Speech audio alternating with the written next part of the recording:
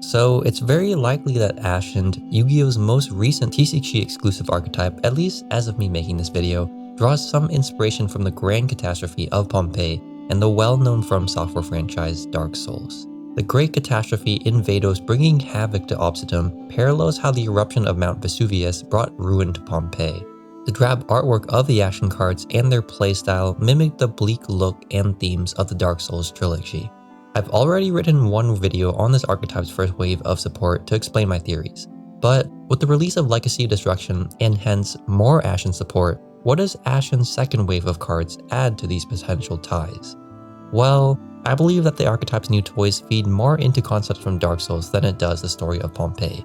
And in order for you to understand the comparisons I'm going to make, let me first provide you with a brief recap of those games' lore. Spoilers ahead, of course, you've been warned. If you've watched my first video already, you can skip to the time point listed on screen for the new information. Now, Dark Souls in a nutshell concerns a universe with three distinct time points: the Age of Ancients, the Age of Fire, and the Age of Darkness. The Age of Ancients heralded the dragons. However, amidst this period, a flame was found called the First Flame that empowered the gods coexistent to the era. Seeking to bring about their own reign, the gods waged war against the dragons, making them go extinct, and then ushered in a new Age of Fire to rule over the world and all within it. Yet, with time, the flame began to wane, as all things do. Furthermore, humanity's growing populace, a race ascribed to darkness, threatened to overthrow the gods and usher in the so-called Age of Darkness. So the gods sought to rekindle their flame for as long as they could to maintain their grasp over all things. You, the player, are tasked with this burden, though have the option to change your destiny and the destiny of the world around you by doing what you wish with the flame. This explanation is a bit perverse, though it gets you quickly up to speed with what Dark Souls is all about. As I begin talking about the connections between FromSoftware's franchise and the Ashened, more will be revealed. Anyhow, the first thing that becomes apparent to me through Ashen's new support is the fact that Vados is likely based off of Dark Eater Midir, an optional boss from the Dark Souls 3 DLC, The Ringed City. I'd shied away from making this comparison before, but with Vados' new form VI Vados, the Dragon of Endless Darkness, I can't deny the resemblance. The four-winged look of the two, their shadowy, mangled complexion, the immense laser attack that they are both capable of performing, there might even be overlap here in terms of lore. See, in spite of what I said earlier, the gods of the Age of Fire kept one or two dragons up their sleeves for certain occasions they need not tackle themselves. Midir was one of these dragons, being an archdragon raised and chosen by Gwyn, the leader of the gods, to help fight off the growing darkness threatening the current era. In his fight, however, Midir became corrupted by the dark and would become a shell of himself beneath the Ringed City, the home of the progenitors to humankind, the Pygmies. We cannot tell as of now if Vados itself had any good intention prior to the events that transpired the Ashened. Nonetheless, on the concept of a dragon being mutated by darkness, we can literally see what is presumably Eruption Vados sucking up the souls of the Ashened in the trap card Ashened to Endlessness. It then evolves into the form we see in the new Fusion Monsters card art. A bit different from being corrupted by something, sure, but I'd like to think I'm onto something here. Legacy of Destruction also gave us another Ashen fusion monster in Embers of the Ashened. In my eyes, this level 8 behemoth kind of resembles Yugioh Giant from Dark Souls 3, but conceptually is more in line with the Soul of Cinder. Before I discuss the former, I must say, Yugioh is genuinely a trashy character and one of the best written in Dark Souls. The summary I'm about to provide only goes into a fraction of his entire story. So if you become interested in Yugioh after this bit, I'd recommend checking out some of the videos linked in the description. Otherwise, to catch you up to speed, Yugioh Giant was once the proud king of his own city. He prided himself on protecting his people, but would one day be called by the gods to rekindle the flame to keep the Age of Fire and his own city alive. In an unfortunate set of events, during his journey, his kingdom was burnt to the ground, ironically laid to ruin by the very thing Yugioh had sought to save them all. The golem then became lost within his own city, one now named the Profane Capital when you encounter it. Both Embers and Yugioh are these massive giants, wielding gargantuan machetes against their foes, and both are set on protecting their people whenever they can. We already alluded to Yugioh's case, but in the case of Embers, it seeks to shield the Ashen from the horrors of Vados. We see this in Rekindling the Ashen, where Embers raises its blade against the furious dragon in an attempt to end its terror. If we get more technical, however, to summon Embers in a duel, you require any two Ashen names to make it. This is where my second comparison comes in, the Soul of Cinder, the final boss of Dark Souls 3. The Soul of Cinder is a collection of souls that previously linked the flame. It essentially serves as a test of strength for those seeking to fulfill that same task its predecessors underwent. And this thought resonates with how Embers operates as a fusion monster. Again, 2 Ashen bodies are required to make the fusion monster. Furthermore, protecting Obsidian can be seen as a proxy for the action of rekindling the flame in the game.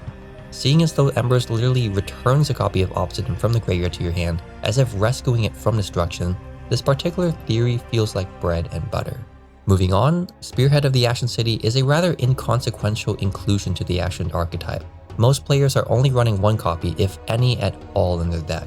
Yet, the physical resemblance of this card to the iconic Dark Souls 3 boss, the Nameless King, is a bit striking.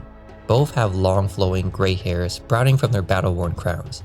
Both also utilize a spearhead as their primary weapon and are presumably aspects of war for their respective kingdoms. Outside of appearances though, it's admittedly hard to ascribe more flavor here.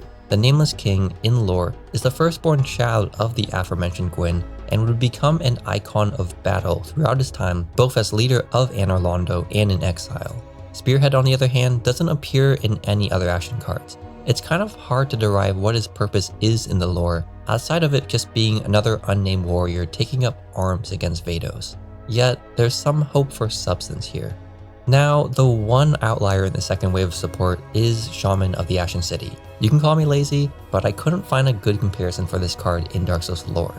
A bit ironic since I did use her for the thumbnail of this video, but hey, this is YouTube, forgive my sins for clickbaiting. There's a possibility that Shaman may be a lesser firekeeper, a being that tends to bonfires that allow for the refuge of the undead.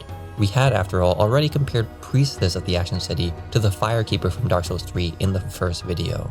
It's clear Ashen has some sort of overarching relation within its myths, given these cards' titles as is Firekeeping in a sense of relation in Dark Souls. Shaman could also be a reference to the potential shamanic practices of the residents of Pompeii. I'm not positive on either thoughts, so unless all of you have suggestions in the comments, Shaman's tale for now may remain a mystery.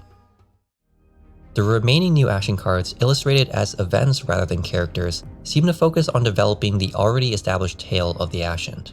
As such, I'll briefly be reminding you all about where the Ashen story has come thus far. Again, if you've watched the previous video, you can skip to the time point listed on screen for the new information. That said, recall that the Ashen are a people enslaved to eternal struggle. At some point in time, Vados, the Eruption Dragon of Extinction, had first awoken and wreaked havoc on the still alive city of Obsidian.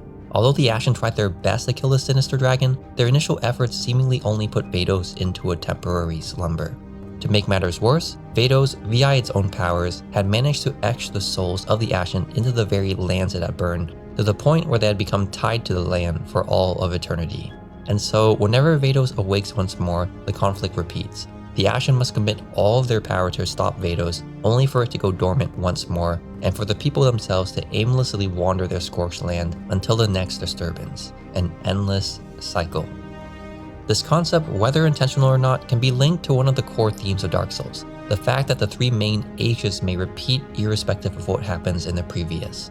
As I mentioned earlier, though you, the player, can choose to rekindle the first flame to keep the Age of Fire going, the flame will die out eventually, and give way to the Age of Darkness. In spite of this, in Dark Souls 3, as you let the flame die out alongside the Firekeeper, the Maiden describes how she can see the tiny embers of the previous lords and hear faint echoes of the dragon's roars. The Age of Ancients may return once more, and so the Age of Fire. The world of Dark Souls may be caught in a cycle, as are the Ashen for all of time. The second wave of cards we have here for Ashen appear to provide extra nuance to the struggle between them and Vados. But depending on where you place the events of each card chronologically, things could end up intensely depressing. Let's first consider a positive outlook. It's possible to interpret from Extinguishing the Ashen that Hero of the Ashen is likely undergoing his anime backstory cutscene and powering up the form embers of the Ashened. I understand the word extinguishing in the title sounds like a bad thing, since you normally use the word in the context of extinguishing of fire. I've elected to interpret the word here, however, as the Ashen sort of trying to extinguish the curse Vados has laid upon them, no matter how futile their attempts really are.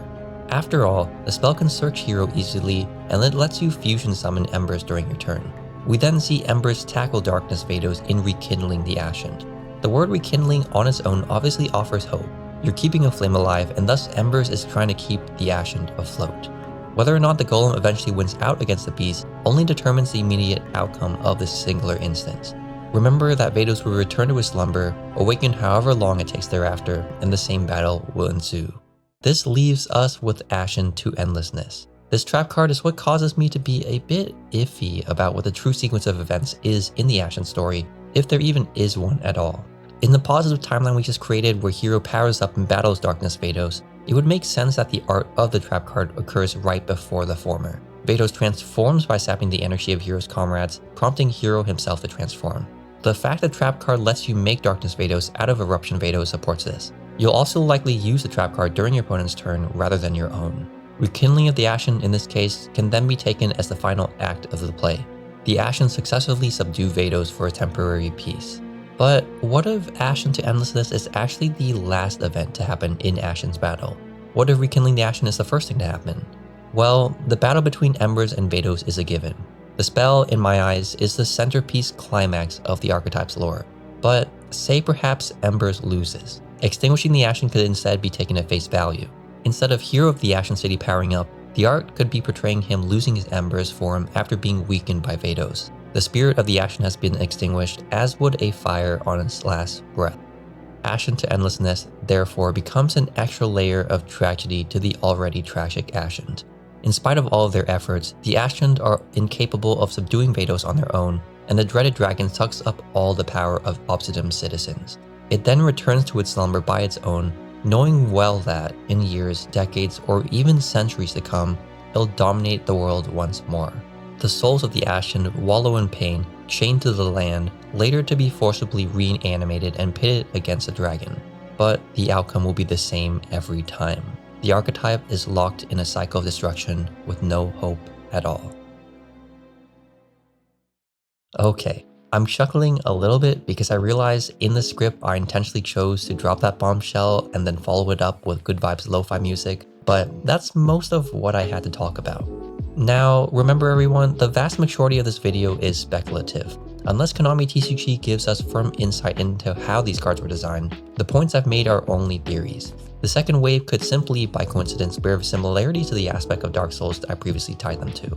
They could instead just be reinforcing a funny fantasy archetype that started with Phantom Nightmare. Thus, I'm very interested to see what all of you think about my claims in the comments below. Furthermore, as I alluded to already, my coverage on Dark Souls is only a simplification of what really is an incredibly rich and complex story written by Miyazaki and his team. If any of you are interested in diving into the lore of the series on a deeper level, I've linked some great videos in the description below that help me put together the work you're now watching. Otherwise, let me say one more thing. In the last video that I've been referencing 1,000 times or so in this one, I had made the joke that the new Ashen support had to be good, or else the real Dark Souls reference here is how hard it's going to be to win with a deck. Well, my friends, you all may have your own opinions, but it seems some prophecies are slated to come true regardless of how much we pray for an alternative.